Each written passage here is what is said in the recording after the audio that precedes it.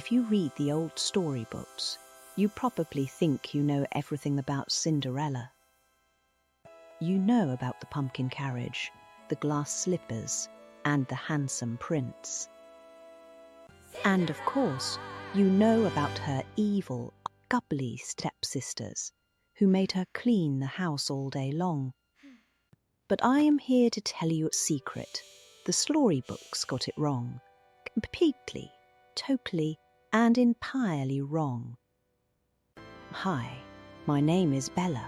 I am a stepsister, and I am not evil. I am an inventor. I did not care about fancy dresses or going to royal balls. I care about science.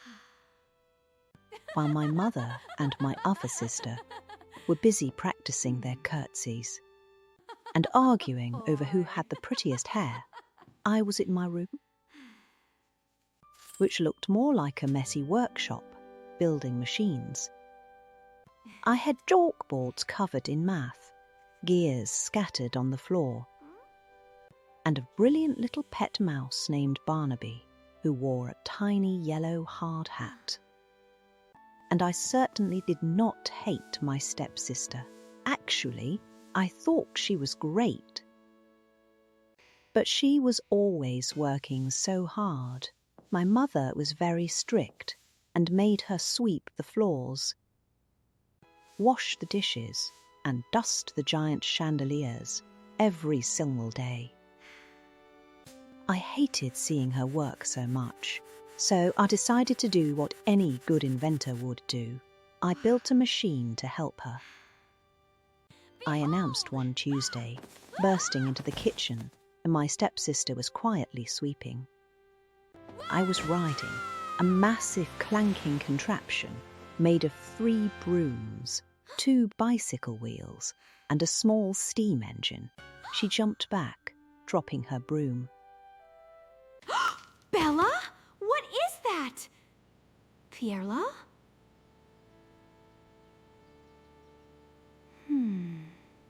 It is the Super Sweepomatic 3000! Free Jenny! Pushing my thick safety goggles up onto my forehead. You work too hard. This machine will sweep the entire kitchen in exactly 12 seconds so we can go play outside. Barnaby the mouse gave a little salute from my shoulder. Oh, Bella, you don't have to. But I was already pedaling. The machine whirred to life. It was magnificent. The brooms spun furiously. Sweeping up dust and dirt at lightning speed. It was working perfectly until it started to shake. The engine turned bright red. The brooms spun so fast they became a blur. Plank! Hiss! Uh-oh.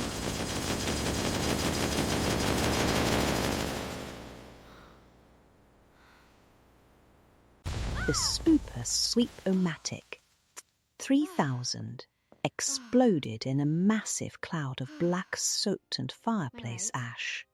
When the smoke cleared, my beautiful, kind stepsister was standing there, blinking. She was completely covered from head to toe in black cinders.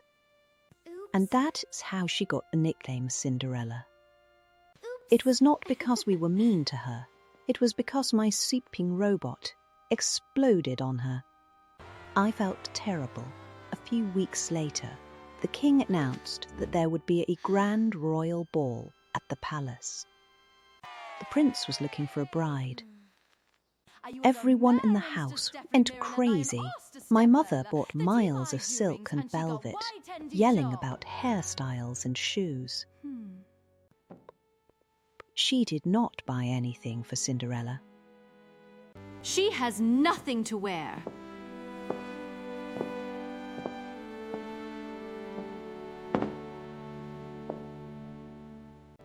And besides, there are far too many chores to do.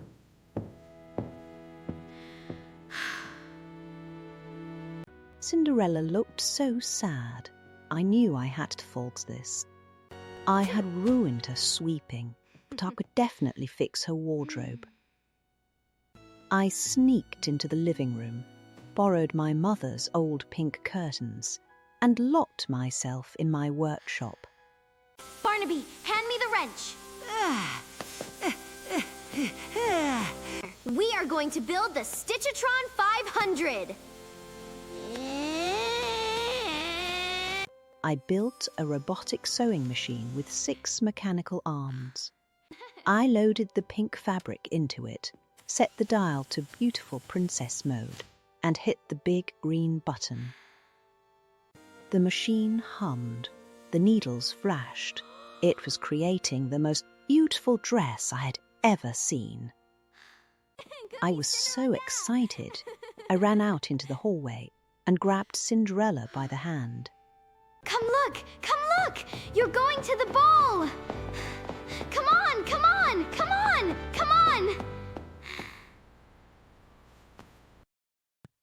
But when we ran into my workshop, my heart sank. The Stitchatron 500 had glitched.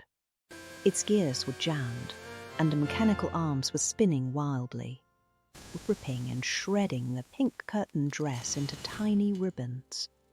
Cinderella stared at the shredded fabric. Tears filled her eyes, and she turned and ran out the back door into the garden. Wait! I'm sorry! I can fix it with duct tape!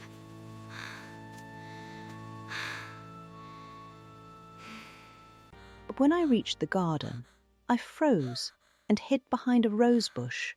Someone else was already there. It was a woman in a glowing blue cloak, holding a sparkly wand. A fairy godmother?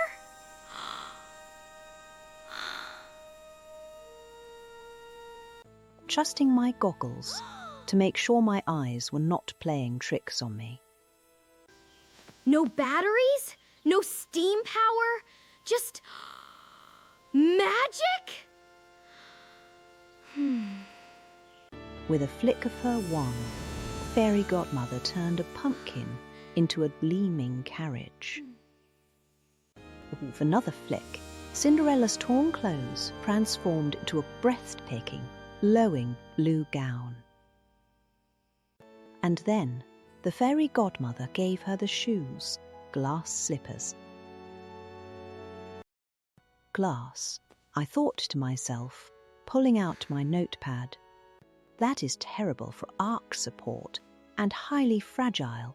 How do they not shatter when she walks? Cinderella rode off to the ball, and I followed shortly after with my mother. When I arrived at the palace, the ballroom was dazzling. But I did not care about the music, the food, or the handsome prince.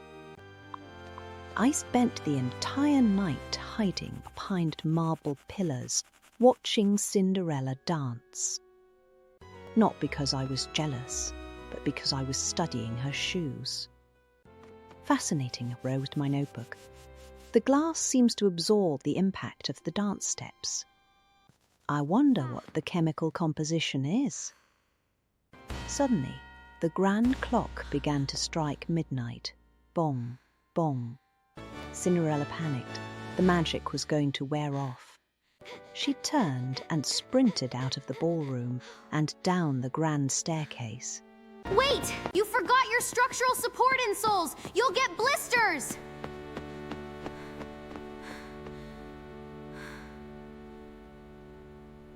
She was too fast. Wait! But as she ran, one of her glass slippers slipped off her foot and landed on the stairs. I dove to catch it. I finally had my chance to study the magic glass, but a hand grabbed it just before I could. It was the prince. He looked at the shoe, then glared at me. Because I had chased her and reached for the shoe, everyone thought I was a jealous, evil stepsister trying to stop her. The very next day, the royal guards arrived at our house. The Grand Duke was holding the glass slipper on a velvet pillow.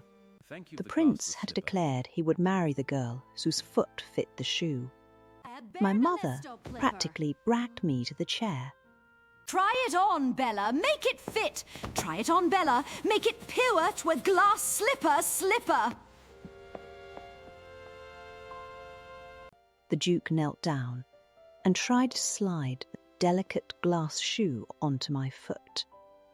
It was way too small, but I did not care about that. I pulled a tiny hammer, a tape measure, and a magnifying glass from pockets. Tink, tink, I tapped the glass. Fascinating.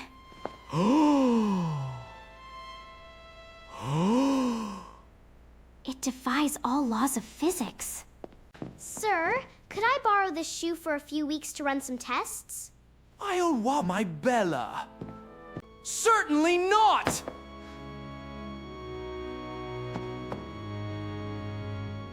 Then Cinderella stepped forward. May I try?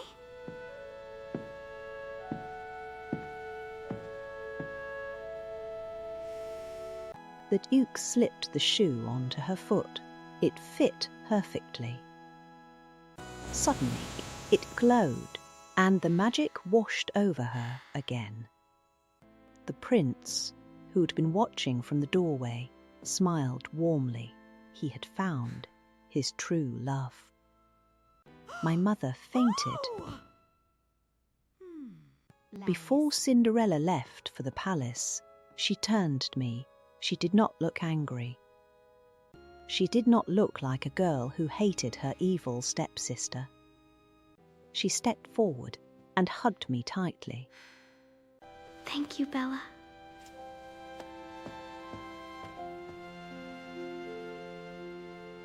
For what? I blew you up with soot and shredded your dress!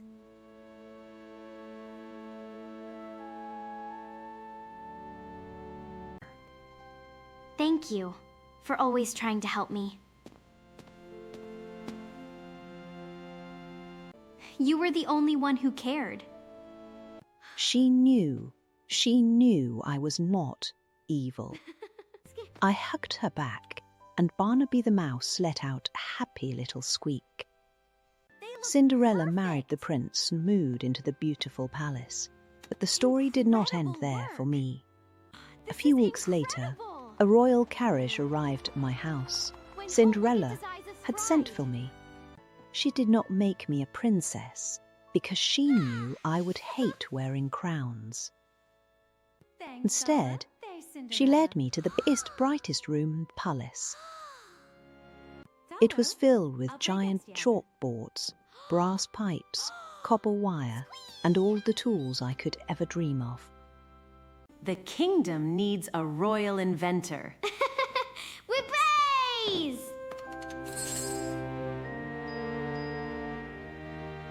And so, I got my happy ending too. Now, I invent amazing things for the whole kingdom. I even figured out how to make a sweeping robot that never explodes. Well, almost never. So, the next time you hear a story about a bad guy, remember to ask questions. There are always two sides to every story, and sometimes the villain is not a villain at all. Sometimes they are just a clumsy inventor who has not gotten their science exactly right yet.